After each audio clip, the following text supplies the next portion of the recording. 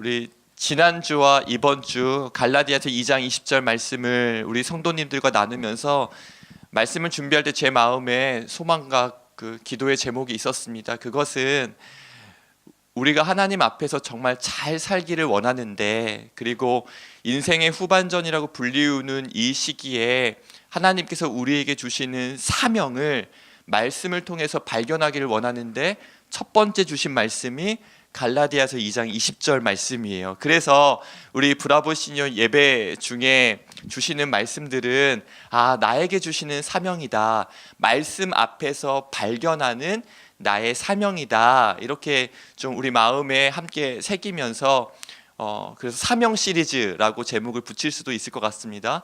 지난주에는 잘 죽는 것에 대해서 이야기를 나눴습니다. 옛 자아가 죽는다는 것의 의미는 무엇인지, 또 실제적으로 여전히 죽지 않고 고개를 자꾸 드는 옛 자아의 문제는 우리가 어떻게 좀 해석해야 되는지, 첫 번째 사명은 내가 그리스도와 함께 죽는 것이라면, 오늘은 그 죽음 이후에 우리에게 허락되신 삶, 새로운 삶에 있어서 잘 사는 것이 무엇인가, 오늘 갈라디아서 2장 20절 말씀을 통해서 교훈을 얻기를 원합니다.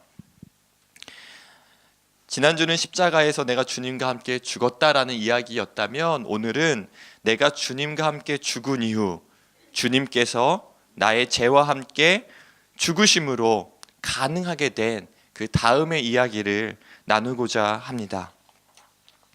갈라디아서 2장 20절 말씀은 이제 죽은 이후에 우리가 잘 사는 것이 무엇인가에 대한 질문에 대한 답을 주고 있는데요. 그 답은 하나님의 아들을 믿는 믿음 안에서 사는 것, 이렇게 이야기합니다. 나를 사랑하사 나를 위하여 자기 자신을 버리신 하나님의 아들을 믿는 믿음 안에서, 이 믿음을 가지고 사는 것이 우리의 사명이다라고 알려주는 것이에요. 그렇다면 믿음 안에서 사는 것을 한 문장으로 정리해 본다면 어떻게 정리해 볼 수 있을까? 제가 이렇게 한번 적어 보았습니다. 같이 한번 읽어 주시겠습니까? 옛 자아와의 관계를 끊고 새로운 생명을 주신 하나님과 관계를 맺는 것. 그래서 갈라디아서 2장 20절 말씀은 관계에 대한 언급이에요. 옛 자아와의 관계는 끊고 새로운 생명을 주신 하나님과 관계를 맺는 것. 그래서 오늘 이 말씀은 믿음으로 사는 것, 이 믿음의 부분을 무엇과 연결시키냐면 관계, 특별히 옛자와의 관계는 끊고 하나님과의 관계를 잘 맺는 것. 그래서 결론적으로 하나님과 관계를 잘 맺는 것이 우리의 사명이고 믿음으로 사는 것이다 라고 알려주고 있는 것입니다. 이 관계라는 단어는 성경 속에서 계속해서 여러 구절에서 반복되고 표현이 되어지는 대표적인 구절이 요한계시록 3장 20절 말씀이죠. 볼지어다 내가 문 밖에 서서 두드리노니 누구든지 내 음성을 듣고 문을 열면 내가 그에게로 들어가 그와 더불어 먹고 그는 나와 더불어 먹으리라. 즉 예수 그리스도를 믿는다는 것, 이 믿음의 부분을 단순히 나의 죄를 용서받고 죄에서 건져냄을 받았다라는 것에 머물지 않고 예수님을 나의 삶의 주인으로, 나의 마음의 주인으로 초청해서 그와 더불어 먹는 것, 그와 더불어 먹는다는 것은 그와 교제하는 것, 동행하는 것, 사귀는 것, 함께하는 것을 모두 다 포함하죠. 관계로의 초청이라는 것입니다. 요한복음 15장 5절 말씀도요, 하나님과 나와의 관계를 이렇게 설명하고 있어요. 나는 포도나무요 너희는 가지라. 그가 내 안에 내가 그 안에 거하면 열매를 많이 맺나니 나를 떠나서는 너희가 아무것도 할 수 없음이라. 분명히 옛 자아는 하나님을 떠나서도 얼마든지 잘 살았다라고 자신했던 것이 옛 자아인데, 십자가에서 죽은 이후에 우리의 삶은 이제는 하나님 없이는 설명될 수 없는 삶, 그와 붙어있고 그 안에 있는 그에게 붙들린 삶이 되는 것이죠. 그의 죽으심, 예수 그리스도의 죽으심이 우리에게 이루신 것은 그럼 무엇일까요? 오늘 성금요일을 보내고 있는데 이 성금요일 날 우리를 위하여 나를 사랑하사 나를 위하여 자기 자신을 버리신 예수 그리스도의 생명을 우리에게 주시기까지 하나님께서 가장 나에게 원하셨던 것이 무엇일까? 그 말씀들이 이제 쭉 나옵니다. 골로새서 1장 22절 말씀을 같이 읽겠습니다. 이제는 그의 육체의 죽으심으로 말미암아 화목하게 하사, 골로새서 1장 20절 말씀입니다. 그의 십자가의 피로 화평을 이루사 자기와 화목하게 되기를 기뻐하심이라. 우리 고린도후서 5장 20절 말씀도 함께 읽겠습니다. 그리스도를 대신하여 간청하노니 너희는 하나님과 화목하라. 예수 그리스도의 죽으심이 이루신 것은 단순히 우리의 죄를 용서해 주신 것, 이제 천국에 갈 수 있는 구원의 확신뿐만이 아니라 화목, 즉 하나님과의 관계를 회복시켜 주셨다라는 것에 가장 큰 의미가 있는 것이죠. 그래서 사도 바울은 고린도 교회에 내가 그리스도 십자가에서 죽으신 예수님을 대신하여 간곡히 부탁하고 또 청하오니 여러분은 하나님과 화목하십시오. 이것이 예수 그리스도의 죽음을 헛되게 하는 것이 아니요, 예수 그리스도의 죽음의 의미를 우리의 삶에서 살아내는 것은 무엇인가? 하나님과 화목하는 것. 그래서 우리에게 주어진 사명은 아주 분명하고 명확합니다. 그것은 우리에게 허락되어지는 모든 시간 동안 우리가 간절히 추구하고 바라고 붙들고 소망해야 되는 것이 있다면, 이전에 멀리 있던 너희가 예수의 피로 가까워졌느니라 말씀하신 그분의 말씀은 우리의 삶을 통해서 이루어가는 것입니다. 그래서 갈라디아서 2장 20절에서 언급하고 있는 믿음이란 무엇인가? 그 믿음은 그 어느 것에도 굴복하지 않는 아주 강한 확신이나 신념을 이야기한다라기보다는 이제는 그 무엇도 끊을 수 없는 하나님과의 관계를 의미합니다. 그래서 여러분, 저에게도 던지는 질문입니다. 지금 내가 정말 잘 살고 있는가? 세상이 말하는 기준들과 주변의 사람들이 참 잘 살았다 이야기하는, 이렇게 말하는 이유들은 여러 가지가 있겠지만, 오늘 말씀 앞에서 우리가 점검하는 내가 정말 지금 잘 살고 있는가? 나에게 허락하신 하루하루를 정말 의미 있게 잘 살고 있는가라는 그 질문에 대한 두 가지 점검은, 내가 지금 하나님과 화목을 누리고 있는가? 하나님과 좀 막힘이 없는가? 하나님과 나 사이에 좀 답답하고 이 소통이 안 되는 부분 없이 주님과 심정이 잘 통하고 있는가? 나는 하나님을 아버지라 부르면서 아버지와 자녀가 누리는 그 친밀함을 누리고 있는가? 이것이 첫 번째, 우리가 지금 잘 살고 있는가를 점검하는 질문이 될 것이고요. 두 번째는 요한복음 15장 말씀처럼 분명히 예수님은 포도나무요, 나는 그 포도나무에 붙어있는 가지라고 말씀하셨는데, 지금 요것을, 그러니까 주님은 포도나무고 나는 그의 포도나무에 붙어있는 가지라는 것을 내가 경험하면서 열매가 맺어지고 있는가? 그 열매는 무엇이에요? 성경이 이야기하고 있는 동일한 갈라디아서 5장 이 본문에서 이야기하고 있는 성령의 열매인 것이죠. 결국 우리가 정말 하나님 앞에서 잘 살길 바라고, 저도 요즘에요, 제가 지금 아주 재밌는 걸 저 스스로 발견하게 됐는데, 제 동기 친구가 한번 저희 집에 놀러 왔거든요.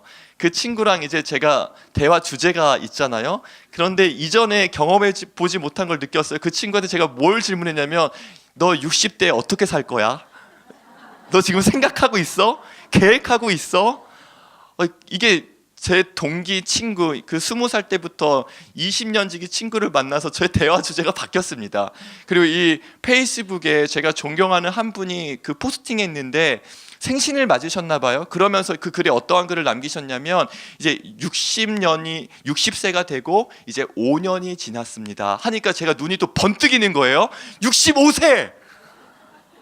시니어의 나이잖아요. 그래서 제가 그 메시지를 보냈습니다.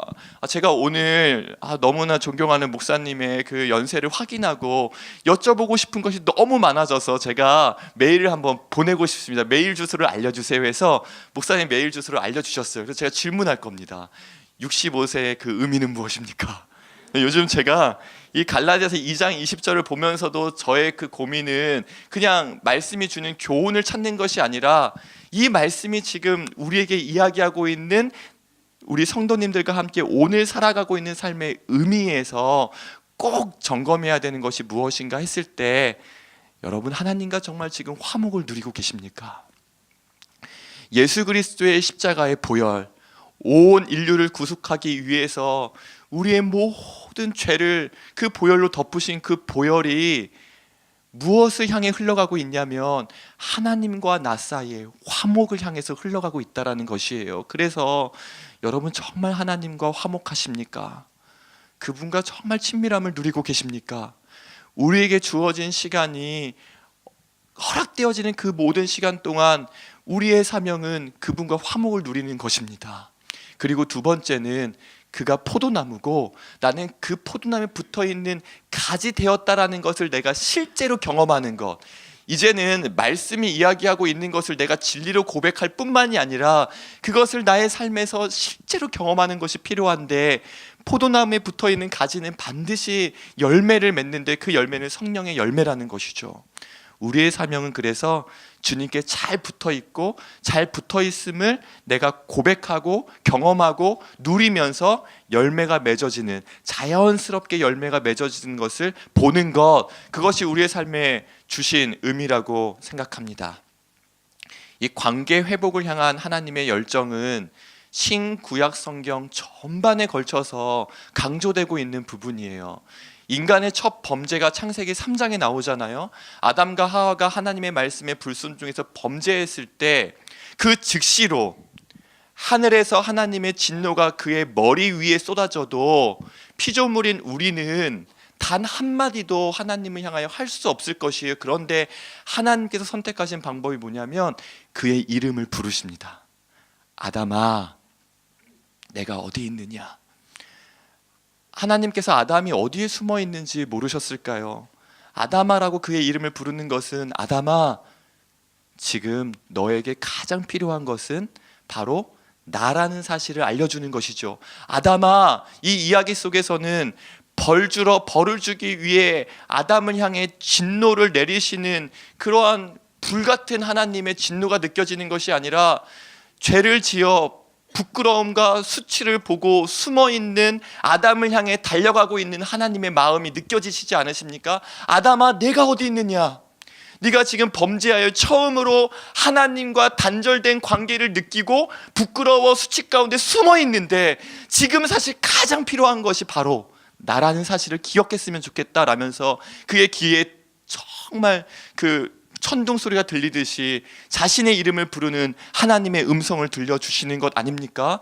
그래서 예수님은 이 땅에 오셨을 때에 자기의 목적을, 나는 너희를 심판하러 온 것이 아니요 의인이 아니라 죄인을 부르러 왔다라고 그분의 사명을 우리에게 말씀해 주시지 않으십니까? 타락하고 범죄한 만물보다 부패한 마음을 가지고 하나님을 대적하는 인류를 향해 하나님께서 내리신 결론이 무엇입니까? 내가 가장 사랑하는 나의 아들의 생명을 너희에게 줄게. 나와 화목하자. 이게 하나님께서 선택하신 결론입니다. 인류의 역사 속에 끊임없이 자기의 소견에 옳은 대로 행하며 천지를 지으신 하나님 앞에서 조금도 두려움 없이 너무나 뻔뻔하게 죄를 짓는 피조물을 향한 그분의 외침이 무엇입니까? 에브라임이여, 내가 어찌 너를 놓겠느냐? 이스라엘이여, 내가 어찌 너를 버리겠느냐? 내가 어찌 너를 아드마같이 놓겠느냐? 어찌 너를 스보임같이 두겠느냐? 내 마음이 내 속에서 돌이키어 긍휼이 온전히 불붙듯 하도다. 여기에도 어떠한 마음이 있습니까? 나와 화목하자. 예수님이 오시기 전 말라기의 마지막 예언도 이것을 이야기하죠. 그가 아버지의 마음을 자녀에게로 돌이키게 하고 자녀들의 마음을 그들의 아버지에게로 돌이키게 하리라. 여기서도 어떠한 마음이 느껴지십니까? 나와 화목하자. 신약에 넘어오면 저는 이 장면을 생각하며 하나님의 사랑을 느낍니다. 숯불을 가운데 두고, 이런 표현이 그분에겐 어울리지 않지만 피조물 앞에 쪼그려 앉아 계신 예수님이 떠오를 때가 많습니다. 예수님을 부인하고 배신하고 이제 다시 예수님 앞에 나타날 수 없어서 고기 잡으러 떠난 베드로를 너무나 보고 싶으셔서 다시 만나고 싶고 그와 이야기를 나누고 싶어서 베드로가 자신을 떠나 고기 잡고 있던 디베랴 호수까지 쫓아가셔서 만나주신 주님이 우리의 주님이십니다. 여러분, 요한복음 21장 12절에 보면 정말 따뜻한, 우리가 이 내가 나를 사랑하느냐 이 질문은 잘 알고 있잖아요. 근데 그 전에요, 정말 따뜻한 예수님의 그 대화가 나와요. 요한복음 21장 12절에 보면 와서 조반을 먹으라. 일로 와서 밥 먹어. 마음과 육신이 모두 굶주려 있는 가난한 베드로에게 일로 와서 내가 불도 떼어놨고 떡도 굽고 있고 생선도 굽고 있으니까 여기 와서 밥 먹어. 어머니는 아들이 어떠한 죄를 짓고 왔든 잘못을 했든 어느 바닥에서 뒹굴고 왔든 일단 배고프면 뭐예요? 여기 와서 밥 먹어. 그 마음이 느껴지는 거예요. 그리고 베드로가 그러면 정신없이 밥을 먹느냐? 밥 못 먹어요. 뭐라고 써 있냐면 당신이 누구냐? 감히 묻는 자가 없더라. 성경에는 이렇게 기록되어 있는데 이 구절에서 제가 느끼는 것은 경직되어서 얼어붙어 있는 베드로의 모습입니다. 당신이 누구냐? 감히 묻는 자가 없더라. 얼음이 됐어요. 자기를 찾아오신 예수님 앞에 얼음이 되어 있는 거예요. 근데 그때 예수님이 하시는 행동이 뭐냐면 예수께서 가셔서 떡을 가져다가 그들에게 주시고 생선도 그와 같이 하시니라. 예수님의 얼굴을 바로 쳐다볼 수도 없고 그냥 그분 앞에서 고개를 이렇게 땅에 박고 있을 수밖에 없었던 베드로, 마치 그 모습에서 우리가 발견하는 모습은 누구의 모습이에요? 처음 하나님과 관계가 단절되어서 첫 수치와 부끄러움 앞에 어찌할 바를 모르고, 이게 처음 느껴보는 감정이거든요. 늘 에덴 동산에서 하나님과 친밀하게 사귀면서 동행하다가 범죄하고 첫 번째 느끼는 이 단절과 공포와 두려움과 수치와 부끄러움 속에서 이 숲을 속에 숨는 거예요. 숲을 속에 숨어도 숨을 수 없다라는 것을 알지만 그가 할 수 있는 이 방법, 그냥 숨는 것. 그때 아담아 내가 어디 있냐 부르신 하나님은 이제 우리 눈에 보이는 하나님 예수 그리스도로 오셔서 떡을 가져다가 직접 주시고 생선도 그와 같이 직접 구우신 생선을 그의 앞에 주시면서 그와 다시 화목하기를 바라시는 예수님의 마음을 전하고 있지 않습니까? 그리고 그에게 뭐라고 불러요? 요한의 아들 시몬아. 여러분, 사실 예수님께서 이 베드로를 부르시면서 내가 너를 이제 시몬이라고 하지 않고 새로운 이름을 주시는 이름이 뭐예요? 게바 곧 베드로. 이 뜻은 반석입니다. 근데 베드로야 라고 부르지 않으시고 요한의 아들 시몬아, 그 자리에서 만나시는 거예요.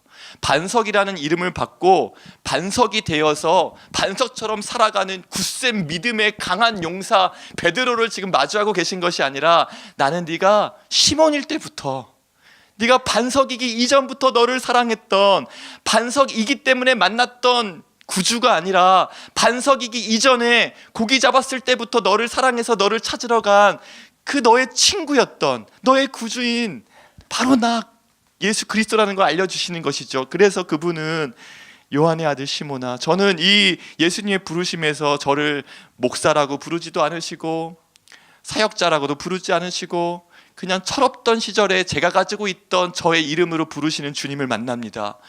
이제 우리 어떤 장로님이 되시고 권사님이 되시고 또 순장님이 되시고 그 반석이라는 이름을 가지고 계신 그 이름으로 나를 만나시고 부르시는 것이 아니라 가장 철없었을 때, 아무것도 몰랐을 때 천방지축 그냥 사고치고 문제 일으키고 늘 하나님 마음 아프게 해드리고 실망시켜드리고 넘어지고 또 넘어지고 넘어지는 그때 나의 이름을 부르시는 주님, 원래 내가 너를 사랑했던 것은 그때였어. 요한의 아들 시몬아. 이렇게 이름 부르시는 주님이 오늘 가장 연약했을 때 숲풀 속에 숨어 있었던 나의 이름, 또 숲풀 속에 숨고만 싶은 나의 이름, 오늘 예배의 자리는 나와 있지만 하나님과 화목을 누리지 못해 뭔가 부끄럽고 체면 때문에 내가 다 숨기고 있지만 사실은 주님 앞에 너무나 이 부끄러운 내 자아를 가지고 있는 내 이름 그대로를 부르시는 주님을 오늘 만나게 되는 은혜가 있기를 바랍니다. 그래서 베드로가 마음속으로는 막 복잡했을 거예요. 주님, 제가 실패한 이유가, 주님, 제가 넘어진 이유가, 저도 이렇게 살고 싶지 않았는데 저도 더 나은 삶을 꿈꿨어요. 예수님이 주셨던 그 반석 같은 삶을 꿈꿨어요. 얼마나 속에서 막 하고 싶은 말이, 그 다혈질인 베드로가 얼마나 많을까요?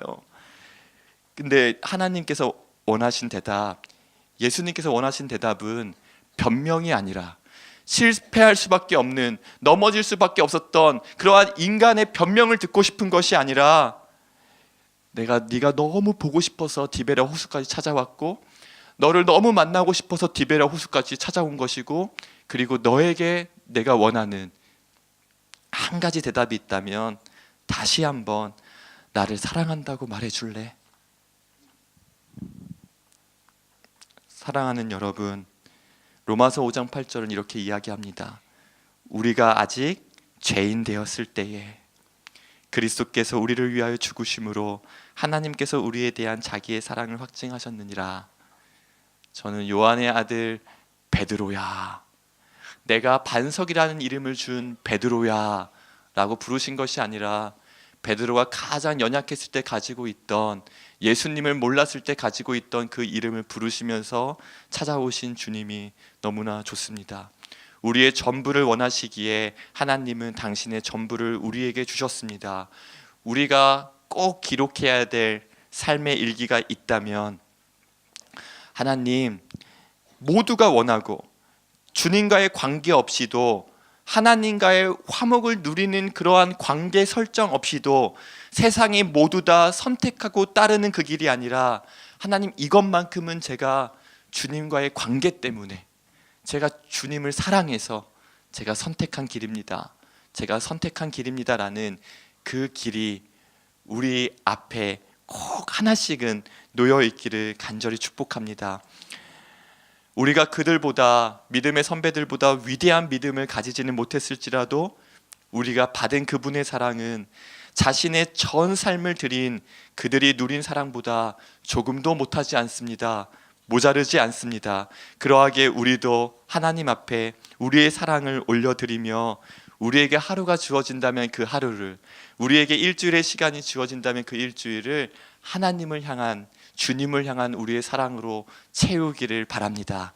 믿음으로 사는 것은 하나님과의 올바른 관계를 맺는 것이고, 믿음으로 사는 것은 하루하루 주님께 사랑한다 라고 고백하는 인생인 줄로 믿습니다.